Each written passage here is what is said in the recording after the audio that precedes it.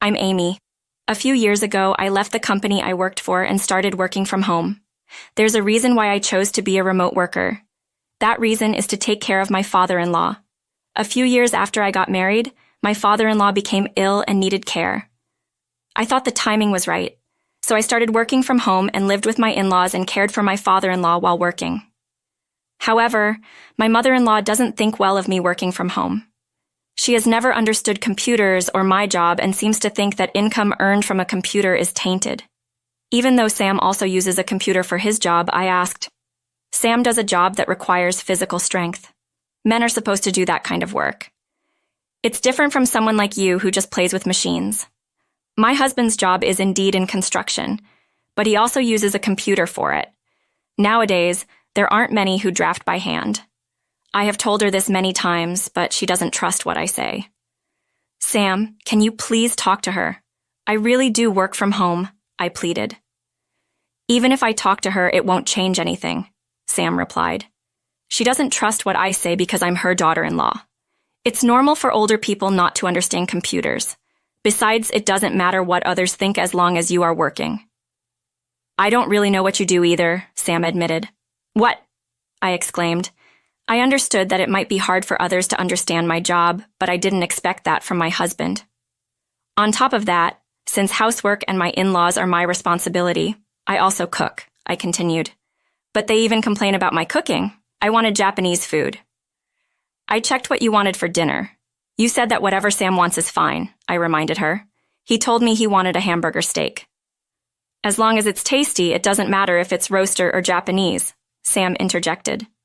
To me, Western food tastes too strong, I confessed. But you don't have to eat it. It's hard for me to cook 2 different meals while working. What are you talking about? You don't really work that much, my mother-in-law retorted. I am working properly, I insisted. While my mother-in-law and I were arguing, my husband, who was next to us, seemed unable to stand the tense atmosphere and quickly left the room. Hey, can you at least clear the dishes? I've been working outside and I'm tired, Sam requested. You should do it, my mother-in-law replied. But I really need you to at least clear your own dishes, I pressed. Fine, my mother-in-law conceded. In the end, my mother-in-law cleared the dishes, disregarding what I had said. My husband, who always leaned on his mother since he's our only son, seemed to find me nagging. Although I tried my best to improve the situation, every time my mother-in-law interfered, I found myself silenced. My bedridden father-in-law was always there to listen to my complaints. Because you're so much trouble, Amy, my father-in-law comforted me. No, you are not at fault. Please don't worry about it, I reassured him. Your mother-in-law has always been overly fond of our only son, Sam, since he was a child, my father-in-law confided. I tried to raise him strictly, but in the end, she pampered him too much. I thought it'd change after he started working, but he has reverted to his old ways after moving back home. With a sigh, he continued, I was fed up with the daily routine of caregiving at work, but talking to my father-in-law always made me feel better. Then one day, my beloved father-in-law passed away. Rather than feeling relieved from my duties, I was overwhelmed with grief and couldn't stop crying at the funeral. Why are you crying so much? My mother-in-law asked. Because I was the one who was always by his side, I sobbed. The way you put it, it's like I dumped all the care on you, my mother-in-law retorted. I wanted to tell her the truth, but as she angrily walked away to complain to relatives, the atmosphere turned against me. You shouldn't blame her too much. She's grieving too, my husband consoled me. I'm not blaming her at all, I replied. Didn't you say that you were the only one who took care of him and she had no right to grieve? My husband reminded me. I never said that, I defended myself. Look, her troubles are coming, but you should be more compassionate, my husband advised. Thank you. I'm old and can't do much, my father-in-law added. My mother-in-law, feigning tears, acted as if she was apologizing to me. Nodding at her behavior, I tried to leave, but my husband stood in my way. Aren't you being a bit harsh? Why do I have to be blamed? All I did was cry because I was sad about your father's passing, my husband argued. But Mom's not crying about Dad. She's crying because of how you treated her, I countered. That's why I've been explaining that I didn't say anything wrong, my husband explained. Even so, apologize. We are going to be living together from now on, he insisted. Upon hearing those words, I was greatly surprised. A healthy mother-in-law doesn't need someone else's assistance. Originally, the reason for us living together was because my father-in-law needed care. Now that he has passed away, there's no reason for us to continue living with my mother-in-law. I don't plan on continuing to live here like this, I asserted. Mom must feel lonely since Dad passed away. It's only right if we continue living together, my husband argued. What are you talking about? I never saw my mother-in-law as someone who would be so easily disheartened. If anything, she had the energy and spread to act and paint me as the bad guy during the ceremony. She should be fine living on her own, I countered. For now, I'm going to continue living with Mom. I have no plans of leaving, my husband stated firmly. Absolutely not, I countered firmly, but my husband wouldn't listen at all. Due to the hustle and bustle of the day, our conversation ended without resolution. However, I saw it with my own eyes, my mother-in-law smirking behind us as if she had won a great victory. A few days passed, and it was time to disclose my father-in-law's will. We will now disclose it, the lawyer announced. So they had prepared a will. They really thought things through, I thought to myself. Yes, the will states that the London house goes to Sam, half of the cash goes to Amy, and the remainder of the inheritance goes to the mother, the lawyer revealed. My mother-in-law seemed unhappy that I was included in the inheritance. She looked annoyed, but perhaps thinking it inappropriate to complain, she kept her peace. Well, Amy did take care of things after all, my husband remarked. Right. It's a gift from that since I got the London house. It's natural for us to live here, my mother-in-law added. Exactly. Even if it's an old house, it's still a home. I have the right to live here, so we can live together, my husband concluded. Is there anything else written in the will? I asked, aware of what was coming next. An important clause that concerned me, the lawyer confirmed. Yes, there is a stipulation that in exchange for giving half of the cash to Amy, she should not be burdened by the mother. However, whether to heed Amy's wishes is left to discretion. The lawyer explained. If it's written in that's real, we have to obey. You must leave, my mother-in-law declared, clapping her hands in glee. Even the lawyer seemed a bit taken aback by her behavior. What do you think, Sam? I asked, hoping for support. If it's written in the will, we have to obey, Sam replied. I see, I said, feeling defeated. It means a freeloader like you should leave. I knew you were just playing around without working, my mother-in-law accused. Yeah, we don't need a leech like you. I got the house, Mom got the inheritance. Maybe I should find a younger wife and remarry. That's a great idea. Find a new wife, not a useless one like her. I'm sure you can marry a much better woman. My in-laws seemed quite satisfied with their victory, yet there was a reality they hadn't recognized. More than being unaware, they probably just didn't know. Before that truth came out, I tried to be as subdued as possible. All right, as you've said, I'll get a divorce. Please sign here. I took out the divorce papers I had prepared in advance and handed them to my husband.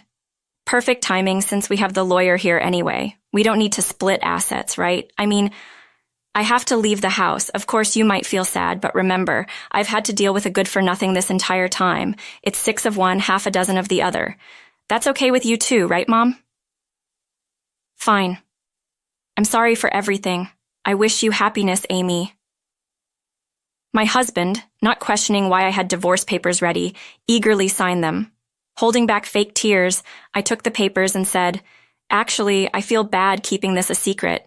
I had prepared to move out immediately. I shouldn't be a burden anymore. I then pulled out my packed luggage and bolted. Thank you for everything. I'll submit the divorce papers on my way home. Please take care of yourselves. Leaving behind a delighted mother-in-law and husband, I left their home. On the way, I submitted the divorce papers at the town hall. Thank you, father-in-law. I did it. I exclaimed with joy as I arrived at my own house. This was actually a new place I had rented myself. I had foreseen this scenario and prepared this place.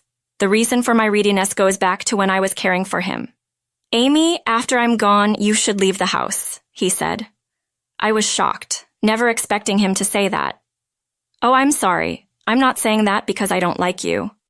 Child, but I can't imagine that the son and daughter-in-law will continue to take care of you in the future. They will probably continue to belittle and bully my wife. I can't even listen to him complain like this when I'm gone. Oh, you know that, don't you? I don't have parents, so I have nowhere to go. I know. That's why I want you to rent a place before I pass away. Use this money for all the rent. He showed me a bank book with my name as the account holder. I can't accept this. Even diligent. I might not have much left to give later, so let me give you this. Thank you. But I wonder if he will let me go. I'll handle the divorce. I know those too well. I'll write a will to mislead them. Mislead them? Yes. It's a gamble. But will you cooperate? Understood. I'll help you. There was such a story behind the will. My husband didn't realize the truth, and together with his mother, he pushed me out. I had promised my father-in-law that if my husband didn't stand by me, I'd specify that you shouldn't be burdened, meaning Amy, who's single-handedly supporting the household, shouldn't have added burdens. You knew. Their spending habits are bad. Justice's salary isn't enough. Telling me this, he left. In truth, I was earning about $2,000 through my work from home, and I was the one covering living expenses. My mother-in-law, reminiscent of the days when her husband was earning well, continuously spent on luxuries. I was the one ensuring their lavish lifestyle. If he divorced me, such a life wouldn't be sustainable. I also mentioned that they should listen to you. Why is that? If it's written this way, they'll interpret it to their advantage. They probably think they can kick Amy out. Amy, you're still young. There's a bright future ahead of you, so please find happiness. Dead. Thank you. After that, the will was disclosed. With a slight hope, I wished that my husband would say we should leave together, but it wasn't like that at all. That's when I decided, I can leave. Let's part ways. I am truly grateful to my father-in-law. If things continued as they were, I would have been trapped in that house forever. After some time, I received a message from my husband. Amy, it's been a while. Where are you now? Why aren't we strangers now? If I left anything behind, please throw it away. I haven't taken everything I need. No, actually, I was thinking, maybe we could get back together. Did the electricity get cut off by any chance? How did you know that? I suspected it might happen, but I never thought it would actually come true. Life's been tough since you left. I can't even go out for drinks or play pachinko. Of course it is. Do you know how much I was earning? I didn't realize. You didn't want to understand. How much do you think you make monthly? About $2,000. Not only am I free from caregiving, but I also don't have to look after 2 grown-up children anymore. Thanks to that, I can earn even more. Thanks that much? My mother-in-law saw it as a game, but I was working as a designer from home and had an income of $400,000 even after saving my job. So it is no surprise that my income has increased now that I'm able to work even more. To put it another way, if you want to maintain the same lifestyle, you will need an extra $2,000 a month. Suddenly, I remembered something. By the way, didn't your mother receive some cash? We spent all of it. I was left speechless when I heard that.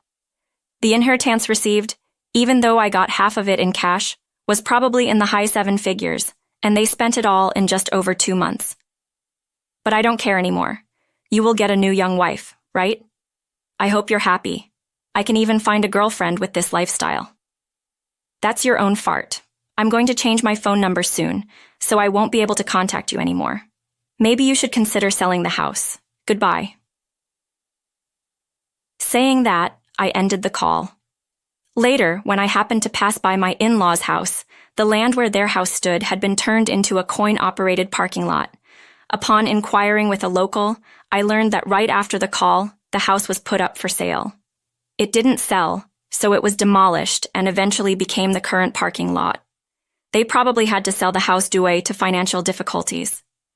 Feeling relieved that I won't have to see them again, but also a bit sad about the loss of the house, filled with memories with my father-in-law, I left the place. I believe, as my father-in-law said, that my future